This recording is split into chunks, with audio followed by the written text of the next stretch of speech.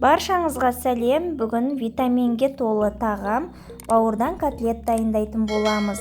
Видеоның соңына дейін қараңыздар.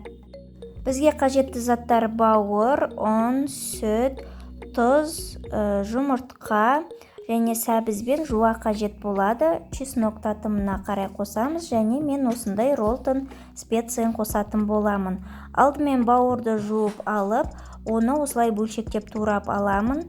Және овощтарымды да осылай турап дайындап аламын. Барлығын блендерға шетінен салып, өткізіп, ұсатып аламын.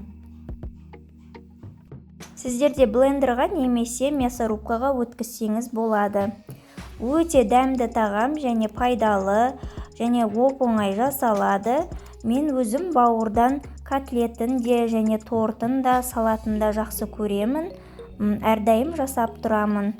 Балаларыма әсіресе котлеті ұнайды.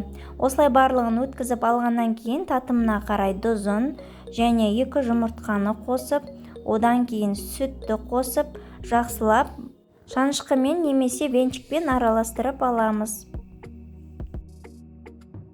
Араластырып отырып сүтін құямыз, одан кейін шетінен ұнды салатын боламыз.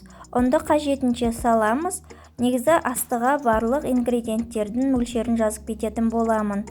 Одан кейін мен осы роллтонның специясын қосатын боламын. Шамалы бауырдың дәмі қатты сезілмеуі үшін, одан сайын дәмдірек болуы үшін специя қосатын боламын бұрыштың орнына. Сіздер қара бұрыш қоссаңыздар да болады. Осындай қоюлау болуы қажет. Одан кейін сұйық майымызды құйып, кәдімгідей пісіріп алатын боламыз. Екі жағында пісіріп аламыз видеодағыдай. Айтпақшы достар, рецептерім ұнап жатса лайк басып, каналыма міндетті түрде тіркеліп, қоңыраушаны басып қойыңыздар. Екі жағын пісіріп болғаннан кейін қағаз салфеткаға салып, майын сорғытып аламыз. Мінекей біздің бауырдан котлеттеріміз дайын болды.